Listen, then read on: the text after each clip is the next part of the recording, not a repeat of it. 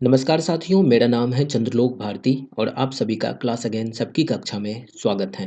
साथियों, इस वीडियो में हम लोग चर्चा करेंगे एक ऐसे टॉपिक के ऊपर जो कि इस बात को दिखाता है कि रसिया का प्रभाव किस प्रकार से मिडिल ईस्ट और साउथ एशिया में बढ़ रहा है। ऐसा इसलिए क्योंकि रशिया ने हाल ही में अफगानिस्तान में तालिबान रूल को रिकॉग्नाइज कर लिया है, यानी कि Russia becomes first nation to formally recognise Taliban rule in Afghanistan. Kremlin's new stance, Russia's first to officially recognize Afghanistan's Taliban government and it will foster bilateral ties। तो इसी टॉपिक के ऊपर आज हम लोग डिटेल में डिस्कशन करेंगे। दरअसल अफगानिस्तान में जो तालिबान की सत्ता है उसको रूस ने आधिकारिक मान्यता दे दी है, यानी कि ऑफिशियल रिकॉग्निशन रूस ने दे दिया है और ऐसा करने वाला रूस दुनिया का पहला देश बन गया है। यह घोषणा करते ही काबुल में अफगान के जो विदेश मंत्री हैं और अफगानिस्तान में रूस के जो राजदूत हैं उनके बीच हुई बैठक के बाद करी गई। और इस फैसले के बाद तालिबान सरकार ने रूस के इस कदम को बहादुरी भरा फैसला बताया और मुत्तकी ने बैठक के बाद जारी एक वीडियो बयान में कहा कि ये एक साहसी फैसला है और दूसरों के लिए ये मिसाल बनेगा। अब मान्यता की प्रक्रिया शुरू हो चुकी है। रूस सबसे आगे इसमें रहा। तालिबान के विदेश मंत्रालय के प्रवक्ता के मुताबिक उन्होंने यह पुष्टि करी है कि रूस पहला देश बना है जिसने इस्लामिक अमीरात को आधिकारिक मान्यता दी है। तो हम लोग देख सकते हैं रियटर्स ने 3 जुलाई को ये वाला न्यूज़ कवर किया था, Russia becomes first country to recognise Taliban government in Afghanistan. और ये इस्लामिक एमिरेट्स ऑफ अफगानिस्तान का ये वाला नया झंडा है, यानी कि this is the new flag. और इसी नए फ्लैग को हम लोग देख सकते हैं कि रशिया में जो अफ़गानिस्तान की एम्बेसी है वहाँ पे इस नए फ्लैग को लगाया गया। इनका जो पुराना वाला फ्लैग था उनको ये रिकॉग्नाइज़ कर रहे हैं, यानी कि रशिया ने जो रिकॉग्नाइज़ किया है, उन्होंने रिकॉग्नाइज़ किया है इस्लामिक एमिरेट्स ऑफ अफ़गानिस्तान को, जो कि तालिबान के द्वारा चलाया जाने वाला ये एक सरकार है। और इस झंडे को अ, इस्लामिक अमीरेत ऑफ अफ़गानिस्तान जो है उसका झंडा ये माना जा रहा है। तो इसी झंडे को रशिया का जो रशिया में जो अफ़गानिस्तान का एम्बेसी है वहाँ पे ये लगाया गया है। तो जो पुराना वाला झंडा था उसको एक तरह से उन्होंने मान्यता नहीं दी है।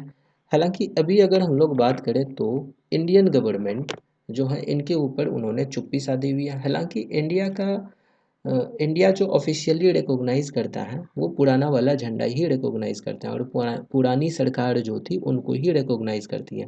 हालांकि ऐसा नहीं है कि तालिबान के साथ हमारा कोई संबंध नहीं है, तालिबान गवर्नमेंट के हमारा कोई संबंध नहीं है। ऑफिशियल डिप्लोमेटिक टाइज़ हमारे हैं, हमारी बातें उनसे होते रहती हैं, लेकिन हम इस गवर्नमेंट को ऑफिशियली रिकॉग्नाइज़ नहीं किए हुए हैं। लेकिन रूस ऐसा करने वाला दुनिया का पहला ऐसा राष्ट्र बन गया है।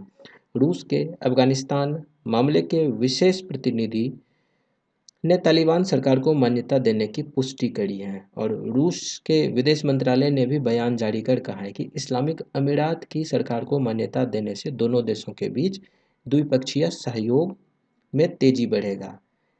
चीन, पाकिस्तान और ईरान जैसे कई देशों ने अपने अपने यहाँ तालिबान राजनयिकों को तैनात कर रखा है, लेकिन अभी तक किसी ने भी तालिबान शासन को आधिकारिक मान्यता नहीं दी है। तो हम लोग यहाँ पे देख सकते हैं कि एक तरफ तो चीन हो गया, दूसरा हो गया पाकिस्तान और तीसरा हो गया ईरान। पाकिस्तान के ऊपर तो भरोसा हम लोग नहीं कर सकते हैं, लेकिन ईरान और चाइना ये दो ऐसा कंट्री हैं जिनको कि हम लोग टोटली अगेंस्ट दी यूएस कह सकते हैं। तो यूनाइटेड स्टेट्स के बिल्कुल ये अगेंस्ट में है। तो हो सकता है रूस के पीछे पीछे चीन और ईरान भी अफ़गानिस्तान को मान्यता दे दे। पाकिस्तान के ऊपर भरोसा नहीं करा जा सकता है। इससे पहले भी सऊदी अरबिया, पाकिस्तान और यूएई पहला ऐसा कंट्री बना था जिन्होंने तालिबान गवर्नमेंट को रिकॉग्नाइज़ करा था जब ये 1996 से 2001 के बीच में पावर में रहा था। और 2002 में हम लोग जो 9/11 का जो हमला होता है, अमेरिका में जो 9/11 का हमला होता है, तो 9/11 के हमले के बाद क्या होता है कि अमेरिका की एंट्री अफ़गानिस्तान में हो जाती है और तब से लगभग 20 साल तक अफ़गानिस्तान में तालिबान के अगेंस्ट ये जो अमेरिकन फोर्सेस हैं वो एकदम तबाही मचाते हैं और बहुत सारे लोगों को मारे जाते हैं वहाँ पे। यानी कि एक तरह से हम लोग कह सकते हैं कि यूएस और नाटो लेड ट्रूप्स जो हैं वो अफ़गानिस्तान में युद्ध लड़ रहा था। तो किन से युद्ध लड़ रहा था? ये तालिबान से ही युद्ध लड़ रहा था, क्योंकि जो उनके ट्विन टावर्स के ऊपर हमले हुए थे, तो उसी का बदला लेने के लिए अफ़गानिस्तान में यूएस की एंट्री हुई थी। और इसके बाद जो है यूएस वहाँ पर लगभग 20 साल तक युद्ध लड़ता रहा। और इसके बाद जब 2017 में ट्रंप की सरकार आती है तो उन्होंने ये घोषणा करी थी कि यूनाइटेड स्टेट्स अब अफ़गानिस्तान से बाहर आ जाएगा। यानी कि यूनाइटेड स्टेट्स का अफ़गानिस्तान में किसी तरह का अब कोई रोल नहीं रहने वाला है, क्योंकि इनसे बहुत सारे खर्च होते हैं, लगभग लगभग मतलब बिलियंस ऑफ डॉलर्स खर्च हो रहे होते हैं अफ़गानिस्तान में यूएस के। तो इसलिए वो लोग वहाँ से बाहर निकलना चाह रहे थे। तो इस तरह का फैसला लिया गया था। और हम लोग ये भी जानते हैं कि 2021 में जो है यूनाइटेड स्टेट्स की जो आर्मी है, अमेरिका की जो आर्मी है, वो अफ़गानिस्तान से निकल आते हैं। अफ़गानिस्तान को वो कम्प्लीटली वैकेंट कर देते हैं। और जब वो वापस आ रहे होते हैं तो ये सभी अपने वेपन्स को, अपने सारे हथियार को वहीं पे छोड़ के आते हैं। तो इन हथियारों को लेकर के भी एक बार बात उठी थी। ये जो प्रेजेंट में ट्रम्प प्रेसिडेंट हैं यूनाइटेड स्टेट्स के, उन्होंने कहा था कि उन्होंने उनके पास जितनी भी हथियारें हैं, अमेरिकन जितनी भी हथियारें हैं, वो सभी उन्हें लौटा दिया जाए, यानी कि अमेरिका को वापस कर दिया जाए। तो अमेरिका ने ये कहा था कि हमारे सभी हथियार को लौटाओ, और तालिबान ने इस पर कहा था कि हम इन हथियारों को नहीं लौटाएंगे और अगर वापस लेने आए तो इन्हीं हथियारों से तुम्हें मारेंगे। तो इस तरह की बातें चलते रहती हैं और ये बात चल भी रही थी। और अगर तुम्हें लेके ही जाना था तो सारे हथियार को लेकर के जाते, लेकिन उन्होंने उन सभी हथियारों को वहाँ पे छोड़ दिया था। और उस समय की जो बाइडेन सरकार थी, तो बाइडेन सरकार ने ये कहा था कि इन हथियारों का उपयोग अब वो लोग करेंगे, यानी कि अम, अब जो भी हैं, लेकिन बाइडेन सरकार ने उन हथियारों को ले आने से मना किया था। तो अब यही हथियार का उपयोग करा जा रहा है अमेरिकन के अगेंस्ट। और अभी हम लोग देख रहे हैं कि जो अफ़गानिस्तान को जो ये आधिकारिक मान्यता मिलती हैं, तो इसमें क्या होता है कि जब एक देश दूसरे देश को आधिकारिक मान्यता देता है तो वह उसे एक स्वतंत्र राष्ट्र मानने लगता है। यानी उस देश की अपनी सरकार है, अपनी सीमा है और वह दुनिया के दूसरे देशों से रिश्ते बना सकता है। तो इसका ये मायने होगा। और यह मान्यता 1933 की मोंटेविडियो संधि जैसे अंतर्राष्ट्रीय कानूनों पर आधारित होती है। और इसके लिए 4 शर्तें होती हैं। 4 शर्त ये हैं कि अस्थायी आबादी होना चाहिए, एक सीमा रेखा होनी चाहिए, सरकार होनी चाहिए और विदेशों से संबंध बनाने की क्षमता भी होनी चाहिए। तो ये एक तरह से क्या बोलेंगे कि मोंटेविडियो संधि यानी कि जो एग्रीमेंट है उसके तहत ये मान्यता मानी जाती है। और जब मान्यता मिल गया तो मान्यता मिलने से किसी देश को वैधता, अंतर्राष्ट्रीय संस्थाओं में जगह और दूसरे देशों से व्यापार व रिश्ते बनाने का मौका मिलता है। तो रशिया का जो ये ऑफिशियल रिकॉग्निशन है, तो ये इसी ओर इशारा कर रही है कि रूस और अफ़गानिस्तान के बीच में अब ट्रेड होने की भी संभावना है, क्योंकि अब जब इस देश को वैधता मिल गई है, लेजिटिमेसी मिल गई है, तो अंतर्राष्ट्रीय संस्थाओं में भी इनको जगह मिल सकती है। रूस लेड इंटरनेशनल ऑर्गेनाइजेशन जो भी हैं वहाँ पे रूस का हमेशा अफ़गानिस्तान के साथ होना देखा जाएगा। और रूस लेड जितनी भी ऑर्गेनाइजेशन है उसमें ऐसा भी हो सकता है कि अफ़गानिस्तान की एंट्री भी हो जाए। और इससे पहले अगर हम लोग देखें तो तालिबान ने 15 अगस्त 2021 को काबुल के साथ ही पूरे अफ़गानिस्तान पर कब्जा कर लिया था। और मैं अब अमेरिका और भारत समेत अब तक कई देशों ने तालिबान को अफगानिस्तान की सरकार के तौर पर मान्यता नहीं दी है। अफगानिस्तान लगातार दुनिया से उसे मान्यता देने की मांग करता रहा है, हालांकि कोई भी देश अब तक सामने नहीं आया था और रूस इसमें सबसे पहले आगे निकला।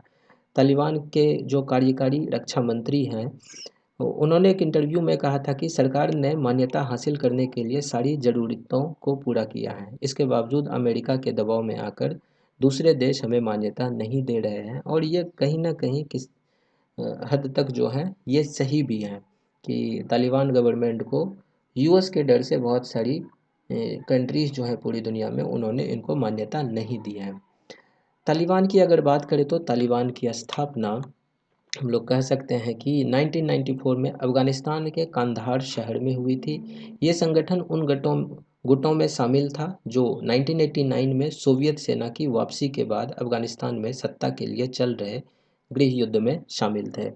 और तब तालिबान के ज़्यादातर सदस्य वही मुजाहिदीन थे जिन्होंने अमेरिका की मदद से 9 साल तक सोवियत संघ के खिलाफ युद्ध लड़ा था और उसे पीछे हटने पर मजबूर कर दिया था।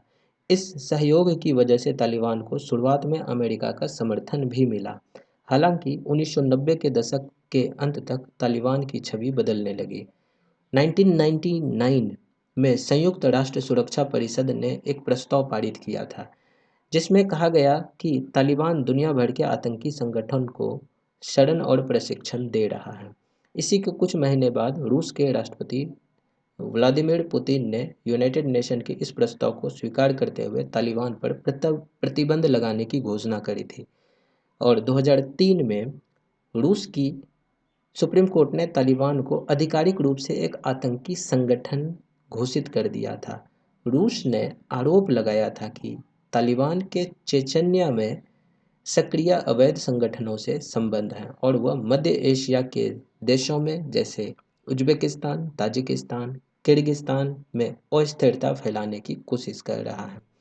इसके बावजूद 2017 में रूस ने कूटनीतिक पहल करते हुए अफगानिस्तान की तत्कालीन सरकार और तालिबान के बीच बातचीत की कोशिश की थी ताकि देश में शांति स्थापित हो सके। अब इन सभी स्थिति को अगर हम लोग देखें, इतिहास अगर देखें तो इतिहास में रूस कभी भी तालिबान के साथ नहीं रहा है। जैसा कि हम लोग देखें कि 2003 में रूस की सुप्रीम कोर्ट ने तालिबान को आधिकारिक रूप से उन्होंने बैन कर रखा था। तो हम लोग ये मान सकते हैं कि रूस की जो गवर्नमेंट है वो तालिबान के साथ कभी नहीं रहा है। लेकिन अभी जो ये हमें पावर डायनामिक्स में शिफ्ट देखने को मिल रहा है, अभी जो ये हमें उनके पॉलिसी डिसीजंस में शिफ्ट देखने को मिल रहा है, जिनको वो आतंकी संगठन मान रहा था, आज उस गवर्नमेंट को रूस ने मान्यता दी है। उस गवर्नमेंट की एम्बेसी अब रूस में है। आने वाले समय में अब हमें ये देखना होगा कि अमेरिका इसके ऊपर क्या कदम उठाता है। क्या अमेरिका फिर से कुछ प्रतिबंध प्रतिबंध वाला चीज़ खेलेगा या फिर क्या होता है वो हमें आने वाले समय में देखना होगा। आने वाले समय में हमें ये भी देखना होगा कि क्या रूस की तरह रूस समर्थित राष्ट्र भी तालिबान गवर्नमेंट को रिकॉग्नाइज़ करेगा, ऑफिशियली रिकॉग्नाइज़ करेगा। ऑफिशियल रिकॉग्निशन से इनके बीच में ट्रेड बढ़ेगा, इनकी एम्बेसीज एक दूसरे देशों में खोले जा सकेंगे, डिप्लोमेटिक टाइज बढ़ेगा। तो ये सभी चीज़ें हो सकती हैं। हालांकि अगर अभी हम लोग देखें तो तालिबान गवर्नमेंट के सत्ता में आने के बावजूद भी वहाँ पर हमें जो महिलाएं हैं उनके प्रति इनकी कोई भी संवेदना नहीं रही है। यानी कि तालिबान गवर्नमेंट ने टोटली आइसोलेट कर रखा है महिलाओं को। उन्हें एजुकेशन नहीं दिया जा रहा है। पब्लिक स्पेसेस में इंक्लूडिंग पार्क्स, बाथ्स, जिम्स और जो एम्प्लॉयमेंट वगैरह सब है वहाँ पर इन सभी लोगों को मतलब इन लोगों को रेस्ट्रिक्ट कर रखा है। और जो गर्ल्स हैं, जो बच्चियाँ हैं, वो लोग एजुकेशन को परस्यू नहीं कर सकती हैं बियॉन्ड 6th ग्रेड, यानी कि छठी क्लास से आगे जो हैं वो नहीं पढ़ सकती हैं। तो इस तरह की पॉलिसीज़ तालिबान गवर्नमेंट के द्वारा अपनाई गई हैं और नाम जो इन्होंने रखा है इस्लामिक एमिरेट्स ऑफ अफ़गानिस्तान, तो ये इस बात को तो निश्चित सिग्निफाई करता है कि ये एक इस्लामिक कंट्री है, यानी कि ये एक सेक्युलर कंट्री नहीं है। इसका मतलब सीधा सीधा ये निकलता है कि हो सकता है कि तालिबान यहाँ पे शरिया लॉ को लागू करे, और जब शरिया लॉ लागू होगा तो स्थिति यहाँ पर महिलाओं की जो स्थिति है खास करके वो बिल्कुल हम लोग कह सकते हैं कि ईरान के जैसा देखने को मिलेगा, इराक के जैसा देखने को मिलेगा, सीरिया के जैसा देखने को मिलेगा। तो इन सभी कंट्रीज़ में हम लोगों को महिलाओं की स्थिति बहुत ही बुरी देखने को मिलती है। तो जैसी स्थिति यहाँ देखने को मिलती है, हो सकता है वैसी स्थिति हमें अफ़गानिस्तान में भी देखने को मिले, क्योंकि इस तरह की पॉलिसीज़ का इम्प्लीमेंटेशन देश को आगे नहीं बढ़ा सकता है। तो कहीं न कहीं इन चीज़ों को छोड़ना पड़ेगा। कंट्री होने के नाते अगर कंट्री को आगे बढ़ाना है तो उन्हें इन पॉलिसीज़ को हटाना होगा। महिलाओं को जो इन सभी जगहों पे पब्लिक प्लेसेस में gyms, baths, parks, sports, education, इन सभी जगहों पे इन्हें जो रेस्ट्रिक्ट करा गया है, इन रेस्ट्रिक्शंस को हटाना होगा, और रेस्ट्रिक्शंस को हटा करके ही एक कंट्री प्रोग्रेसिव कंट्री बन सकता है। हम लोग अगर देखें तो पाकिस्तान भी तो एक मुस्लिम कंट्री है, एक इस्लामिक कंट्री है, बट पाकिस्तान में हम लोग देख पाते हैं कि जो लड़कियां हैं वो लोग भी एजुकेशन ले रही होती है। उसी प्रकार से टर्की टर्की को अगर देखें तो वहाँ पर भी तो मुस्लिम है, और वहाँ की बच्चियाँ भी, वहाँ की जो वुमेन हैं, वहाँ पे जो गर्ल चाइल्ड हैं, वो सभी लोग एजुकेशन ले रहे होते हैं। तो आखिर मतलब अगर मुसलमान हैं तो फिर ये कैसे मुसलमान हैं? एजुकेशन को तो रेस्ट्रिक्ट नहीं करना चाहिए। एजुकेशन, शिक्षा तो आज के समय में बेसिक नीड्स हो गया है। तो बहुत सारे ऐसे कंट्रीज़ हैं जो इस्लामिक कंट्री हैं, बट फिर भी वो उनके यहाँ मतलब इस तरह की आज़ादी है। फिर ये कैसी आज़ादी है जहाँ महिलाओं को रेस्ट्रिक्ट करा गया है? ठीक है, गवर्नमेंट के तौर पे तो रिकॉग्निशन मिल गया है, लेकिन इनके साथ ही एक कंट्री को ये चाहिए कि उन्हें सभी सिटीजन्स को साथ में रखना चाहिए। अब अगर अफ़गानिस्तान के पब्लिक का रिएक्शन हम लोग देखें, वहाँ के सिटीजन्स का रिएक्शन देखें, तो सिटीजन्स का रिएक्शन एक तरह से कह सकते हैं कि मिला-जुला रिएक्शन है। जो सिटीजन्स या फिर जो लोग प्रीवियस गवर्नमेंट के पक्ष में थे, वो लोग तो इन चीज़ों का विरोध ही कर रहे हैं, और उसी में से एक हमें देखने को मिलता है जो अफ़गानिस्तान के फॉर्मर एमपी थे, उनका कहना है कि किसी भी तरह का कोई रिकॉग्निशन तालिबान को it will not bring peace, it will legitimise impunity and risk endangering not just the people of Afghanistan but global security. तो ये स्टेटमेंट दिया गया है फॉर्मर एमपीज़ के द्वारा। तो और उसी प्रकार से जो सीनियर तालिबान फिगर्स हैं, वो उनके ऊपर इंटरनेशनल सैंक्शन जिस प्रकार से पहले लगा हुआ था वो अब भी लगा हुआ है, और यूनाइटेड नेशन में भी इनके ऊपर इंटरनेशनल सैंक्शन लगाए हुए हैं। और इसी प्रकार से और भी कुछ एमपीज़ हैं, फॉर्मर एमपीज़ हैं अफ़गानिस्तान के पार्लियामेंट के, जिन्होंने ये कहा है कि legitimises the move legitimises a regime that bans girls from education, enforces public floggings and shelter UN sanctioned terrorists। तो ये कहा गया है, और इस तरह के मूव से जो है जो स्ट्रेटेजिक इंटरेस्ट हैं will always outweigh human rights and international law. तो ये सारे मुद्दे हैं, ह्यूमन राइट्स वाला मुद्दा है। तो ये सब मुद्दा को है ना, मतलब सॉल्यूशन प्रोवाइड करना पड़ेगा। ठीक है, कंट्री है, लेजिटिमाइज कर दिया गया है गवर्नमेंट को, लेकिन इन सभी मुद्दों के ऊपर भी बातें करनी होंगी, ताकि अफ़गानिस्तान के लोग भी पीसफुली रह सके, उन्हें उनके ह्यूमन राइट्स मिल सके। तो साथियों, लिखिएगा आप लोग अपनी राय कमेंट बॉक्स में, क्या ऐसा कभी पॉसिबल हो पाएगा कि ह्यूमन राइट्स को रेस्पेक्ट करा जाए, वहाँ के जो सिटीजन्स हैं, अफ़गानिस्तान के जो सिटीजन्स हैं उनको ज़्यादा से ज़्यादा राइट्स मिले, ताकि वो लोग भी पीसफुली रह सकें, उनके पास भी कुछ अधिकार हो, कुछ बेसिक राइट्स हो, कुछ फंडामेंटल राइट्स हो, और एजुकेशन का राइट्स हो, जॉब का राइट्स हो। तो इस तरह की आज़ादी मिलनी चाहिए। आज की मॉडर्न सोसाइटीज़ में आज़ादी होना एक बेसिक नीड्स हैं। अगर इस तरह से कैद करके अगर रखा जाए तो हो सकता है आने वाले 100-200 वर्ष तक फिर से पिछड़ा ही रह जाए। तो प्रोग्रेसिव बनना होगा। गवर्नमेंट को भी प्रोग्रेसिव होना चाहिए। तो बीइंग अ गवर्नमेंट उन्हें प्रोग्रेसिव होना चाहिए, प्रोग्रेसिव थॉट के साथ आगे आने चाहिए, so that country could progress in a better way. आप लोग अपनी राय कमेंट बॉक्स में हमें ज़रूर बताइएगा, मैं बिल्कुल जानना चाहता हूँ आपकी राय इसके ऊपर क्या है। साथियों, मिलते हैं हम लोग अगली वीडियो में। नमस्कार, जय हिंद।